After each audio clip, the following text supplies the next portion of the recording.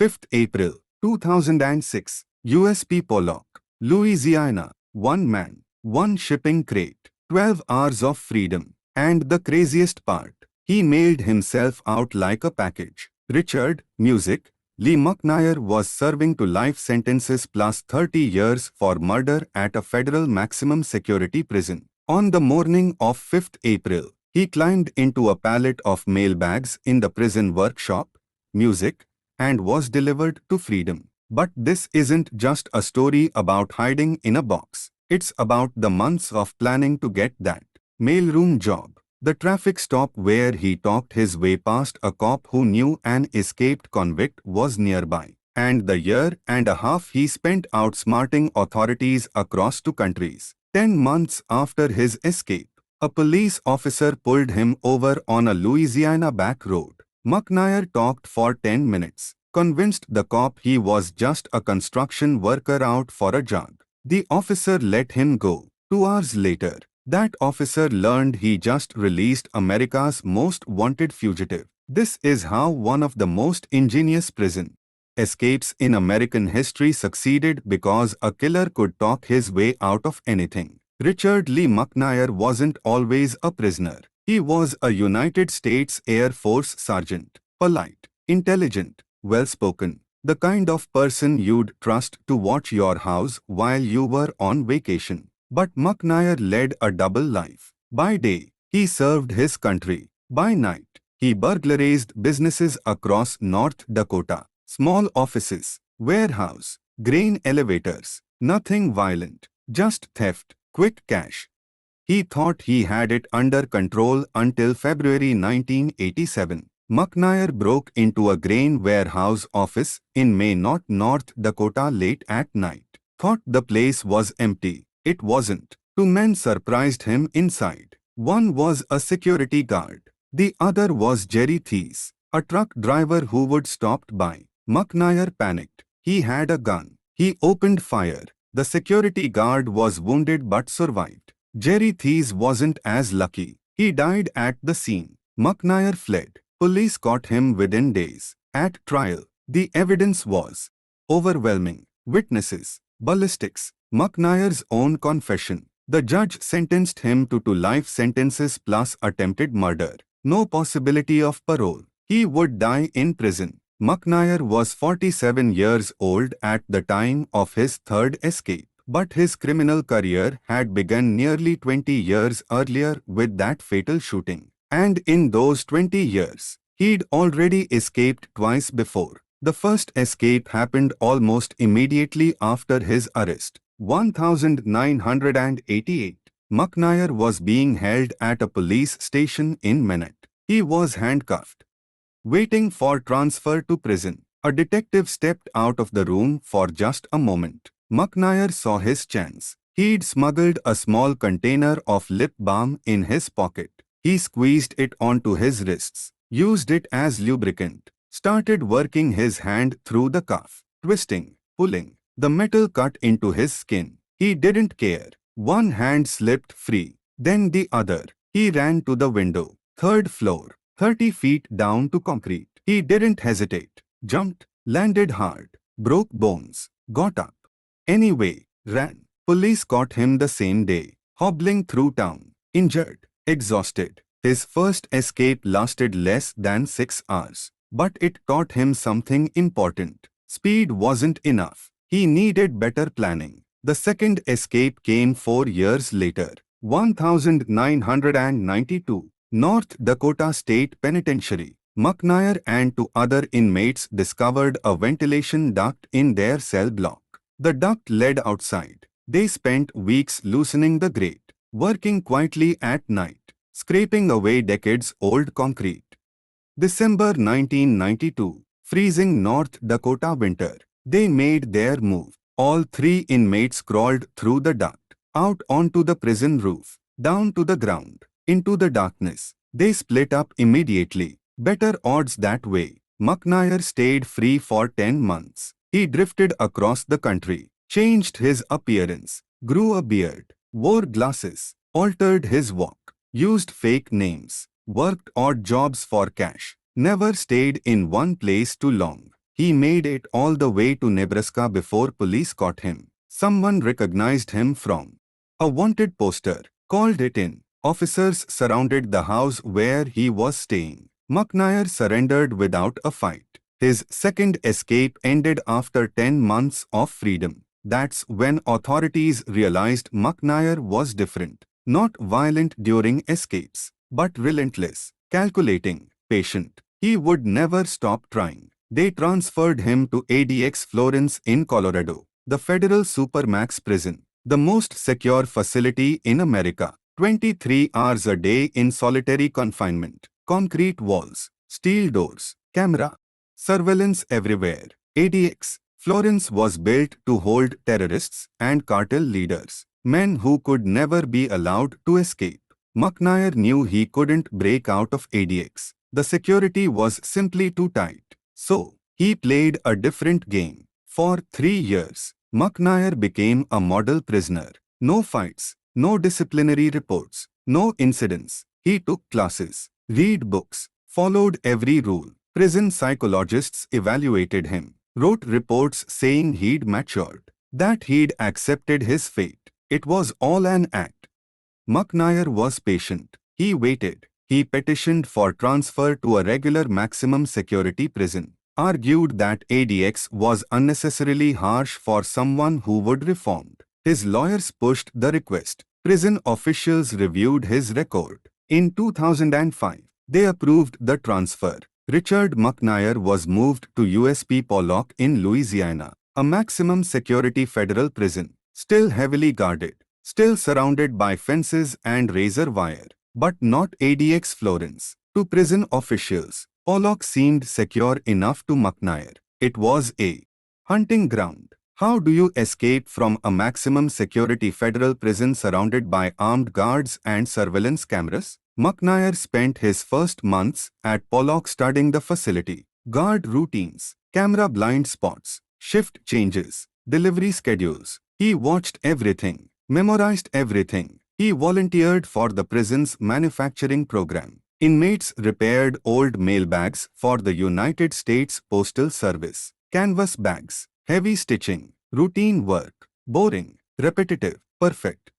McNair worked in the mailbag workshop near the prison's perimeter, day after day, sewing, repairing, and watching. He noticed something crucial. Pallets of repaired mailbags were wrapped in plastic shrink wrap, loaded onto forklifts, taken to a warehouse outside the main prison fence. There, they waited for postal service trucks to pick them up. Outside the main fence, that was the key. If he could hide inside one of those pallets, the prison would literally ship him out. The guards would deliver him to freedom themselves. But the execution had to be perfect. McNair spent months preparing. Every detail mattered. One mistake and he'd be caught, thrown in solitary, transferred back to ADX. He'd never get another chance. First, he studied the pallet configuration. How many mailbags fit on each one? How they were stacked? How much space was inside? He measured everything with his eyes, memorized music, the dimensions. He needed to create a hollow space inside a pallet big enough for him to fit, hidden enough that no one would notice, sturdy enough that it wouldn't collapse when more bags were piled on top. Second, he gathered materials, scraps of plastic, packaging materials, a thin tube for breathing. He took small items over weeks, nothing that would be missed, hid them in his cell. He fashioned a crude breathing tube from plastic tubing just wide enough for air to pass through, long enough to reach from the center of a pallet to the outside. Without it, he'd suffocate under the shrink wrap. Third, he prepared his disguise. He couldn't escape in prison clothing. Too obvious, too recognizable. He needed civilian clothes. He smuggled gym shorts and a tank top from the recreation area, running shoes from the donation bin, normal clothing, the kind a jogger would wear.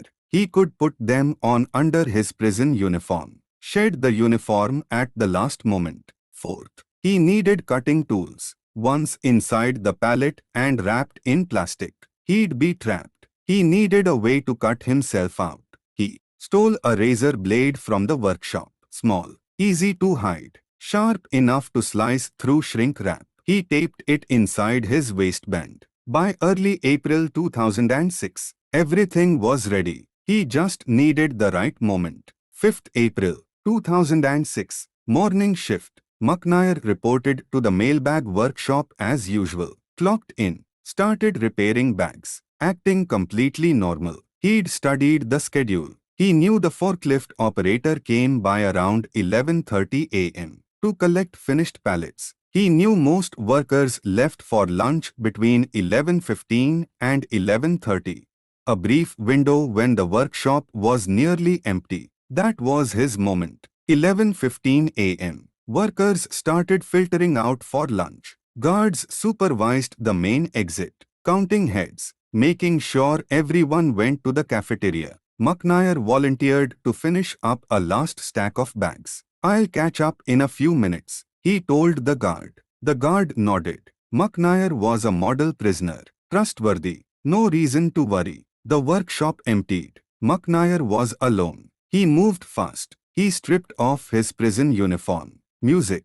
Underneath, he wore the gym shorts and tank top. He stuffed the uniform behind a workbench. Out of sight, he climbed onto the prepared pallet, the one he'd been working on for weeks. The hollow space was in the center, surrounded by mailbags on all sides. Hidden from view, McNair squeezed himself into the space, curled into a fetal position, his knees pressed against his chest, his arms wrapped tight around his legs. The canvas bags pressed against him from every direction. He pulled additional bags over the opening above him, buried himself completely, found the end of his breathing tube. Music, put it in his mouth. Now he had to wait, perfectly still, perfectly silent. Any movement could shift the bags. Any noise could alert someone. The air inside was stale. It smelled of canvas and machine oil. Sweat trickled down his face. His legs cramped. He couldn't move to stretch them. What if someone noticed the pallet looked wrong? What if they checked inside? 11:30 a.m. Right on schedule. The forklift entered the workshop. McNair heard the engine, felt the vibration through the concrete floor. The driver whistled. Casual. Bored. Just another routine pickup. The forklift approached McNair's pallet. Metal forks slid underneath. The pallet lifted. McNair felt the sensation of movement rising, tilting slightly, moving forward. He didn't breathe, didn't move. The breathing tube provided just enough air, barely, through a tiny gap between the bags. He caught a sliver of daylight. The forklift was leaving the building, heading toward the warehouse outside the main fence. The journey took less than 5 minutes. It felt like hours. The forklift set the pallet down. McNair heard voices, warehouse workers moving around, organizing deliveries. He stayed perfectly still. After what felt like an eternity, the voices faded. Lunchtime. The workers left. The warehouse grew quiet. McNair waited another 10 minutes, making sure he was truly alone. Then he moved. He pulled out the razor blade, started cutting through the shrink wrap from the inside. Carefully, quietly, the plastic gave way slowly. He made a slit big enough to squeeze through, pushed aside the mailbags, climbed out.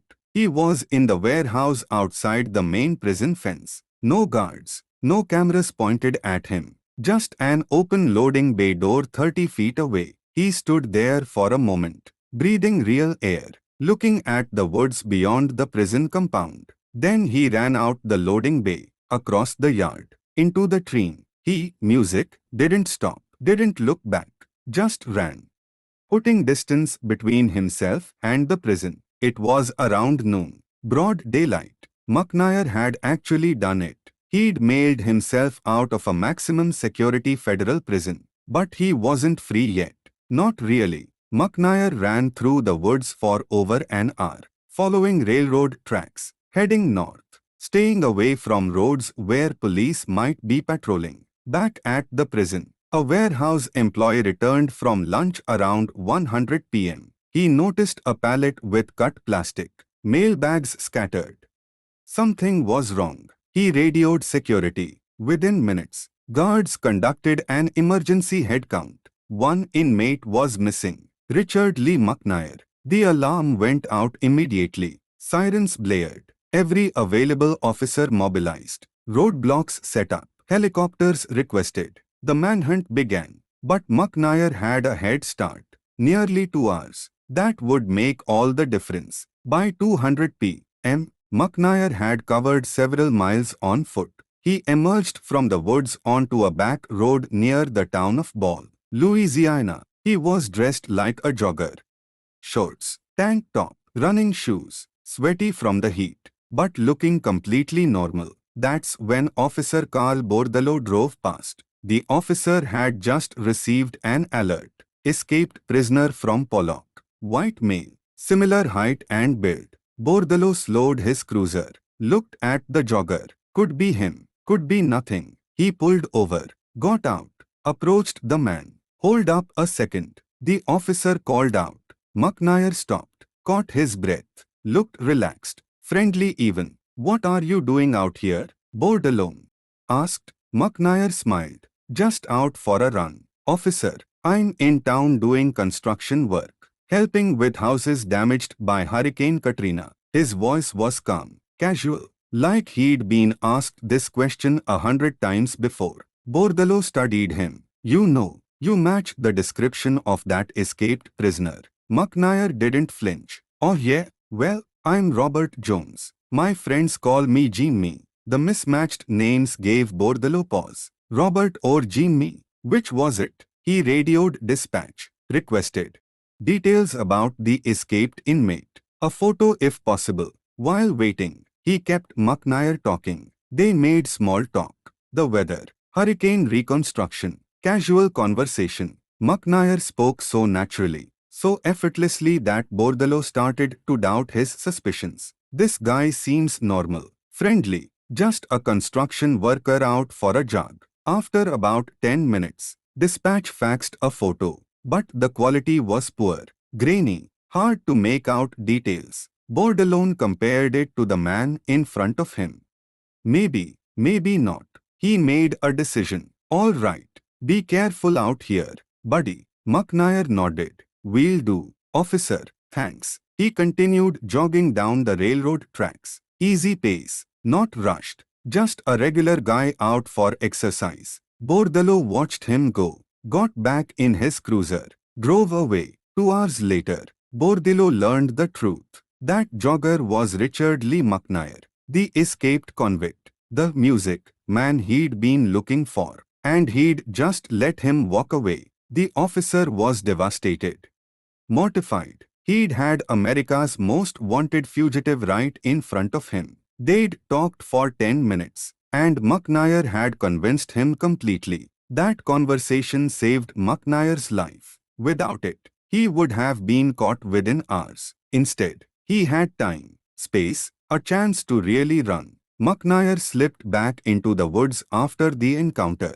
He knew every cop in Louisiana would be hunting for him now. He needed to get out of the state fast. Over the next few days, he moved carefully, traveled by night, hid during the day, stole a car from a rural area, drove north. Within a week, the U.S. Marshal Service placed McNair on their top 15 most wanted list. His mugshot appeared on America's Most Wanted. News outlets covered the story. The prisoner who mailed himself out of jail. McNair saw the coverage on TV. He knew he'd become too famous. His face was everywhere. Someone would recognize him eventually. He decided to leave the country. Late April, Music, 2006. McNair crossed into Canada, likely through a remote border crossing on foot, maybe through the woods in Montana or North Dakota, areas with minimal surveillance. He made it to British Columbia, Western Canada, purchased a stolen car using fake identification. 28 April 2006, Penticton, British Columbia. Two Royal Canadian Mounted Police officers approached a suspicious vehicle in a beach parking lot. The car was reported stolen. McNair was nearby. He saw the officers examining the car, realized it was over. Stop, police. One Mountie shouted. McNair ran, sprinted across a field, disappeared into nearby woods. The officers tried to chase him but lost him quickly. They searched the car, found maps, fake IDs, a digital camera full of selfies. McNair in various disguises, wearing different clothes, different hairstyles. He'd been documenting his journey. 2 days later, one of the officers watched America's Most Wanted, saw McNair's face, realized who would escape from them. But by then, McNair was gone. For the next year and a half, McNair became a ghost. He traveled across Canada, British Columbia, Alberta, Saskatchewan, the Yukon. He even rode a stolen bicycle from British Columbia to Yukon at one point. Over 1,000 miles on a bike, staying off main roads, avoiding cameras. He snuck back into the United States briefly, then returned to Canada through remote areas. He spent time in vast woodlands, sometimes camping in the wilderness, sometimes staying in cheap motel under fake names. He grew a beard,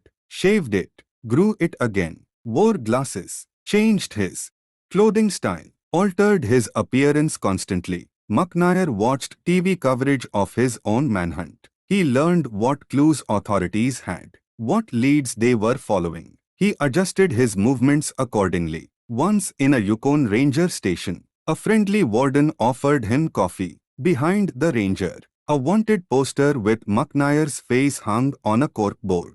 McNair smiled. The man left quickly before recognition could dawn. He lived carefully. He stole cars and license plates when needed, broke into vacant cabins for food. But he never hurt anyone. No violence, no confrontations. Despite being a convicted killer, McNair avoided any situation that could turn violent during his escape. This restraint earned him a strange kind of respect. The clever convict who escaped in a mailbag, who talked his way past a cop, who roamed free without spilling blood. But paranoia followed him everywhere. Every stranger's glance could be recognition. Every police car could be the end. By fall 2007, McNair had traveled thousands of miles. He'd spent over 18 months on the run, longer than his previous two escapes combined. He moved east across Canada, New Brunswick, Nova Scotia, maybe planning to catch a ship, maybe trying to reach Europe. But his luck finally ran out. 25th October 2007, late evening, McNair was driving a stolen vehicle through rural New Brunswick. He didn't know local police had set up a random checkpoint ahead, checking for drunk drivers. Routine traffic stop. McNair rolled up to the checkpoint. Officers asked for identification. The ID didn't check out. The name didn't match their database. Something about McNair's demeanor raised suspicions. One officer thought he looked familiar. They brought him in for fingerprinting. The prints confirmed his identity. Richard Lee McNair, America's most wanted fugitive, on the run for a year and a half, caught at a random traffic checkpoint in Canada. McNair was cooperative during his arrest. After so long living on adrenaline and fear, perhaps part of him was relieved. The U.S. Marshals were notified immediately. They'd been hunting him for 18 months across two countries, thousands of miles, and a random traffic stop finally ended it. McNair was extradited back to the United States. His third escape was over. Prison officials were humiliated. A prisoner had mailed himself out of their facility, talked his way past a police officer during a manhunt, stayed free for over a year. It was a massive security failure. They were determined McNair would never get a fourth chance. He was transferred back to ADX Florence, in Colorado, the Supermax facility he'd worked so hard to escape. Back to solitary confinement. 23 hours a day in a tiny cell. Concrete walls, steel doors, no windows, no contact with other inmates. McNair remains there today in his mid-60s now. He'll spend the rest of his life in ADX. Barring some miracle, he'll die there. A senior U.S. Marshal who hunted McNair later admitted having professional respect for his cunning and determination. Years after the capture, The Marshal and McNair exchanged letters. Strange conversations between hunter and prey. McNair expressed admiration for the manhunt. The Marshal expressed amazement at McNair's escape artistry. If I'd buckled my seatbelt that day, I'd be in Mexico right now, McNair joked after his capture, referring to the traffic stop that ended everything. In reality, his capture was inevitable. You can only run for so long. Eventually, luck runs out. But McNair holds a unique distinction. He is the only prisoner in American history known music to successfully escape from a city jail, a state penitentiary, and a federal maximum security prison. 3 different facilities, 3 different security levels, 3 successful escapes. No one else has ever done that. The mailbag escape remains one of the most creative prison breaks in history. It required patience, planning, nerve, and perfect execution. One guard checking the pallet, one worker noticing the hollow space, one mistake anywhere in the process, and McNair would have been caught immediately. But everything went right. The timing, the forklift, the empty warehouse, the head start, even the police encounter on the road.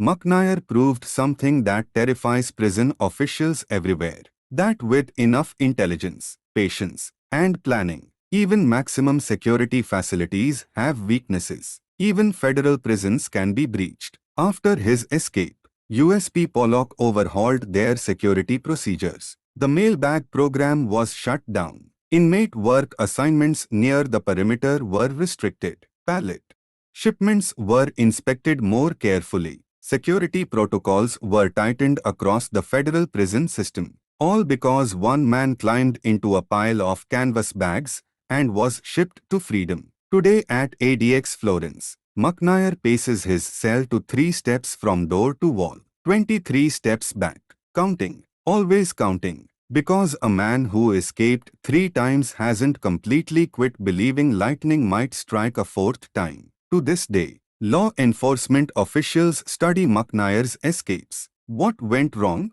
How he succeeded? What can be learned? His case is taught in federal prison training programs as an example of inmate ingenuity and institutional failure. The mailbag escape is particularly studied. How did one inmate prepare such an elaborate escape without anyone noticing? How did he gather materials? How did he test his plan? How did the prison allow such a vulnerability to exist? Those questions led to systemic changes, better oversight of inmate work programs, stricter tool control, more frequent searches, enhanced surveillance of shipping and receiving areas. McNair's legacy is permanent changes to how America's prisons operate. His escapes exposed weaknesses that had existed for decades and forced the system to adapt.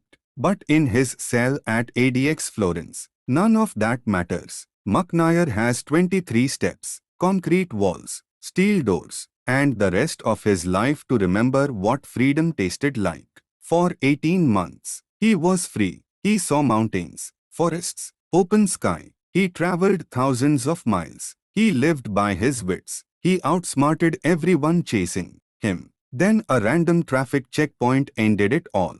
And that brings us to the end of our story. If you liked it, don't forget to like and subscribe and activate the bell button so you can receive new videos.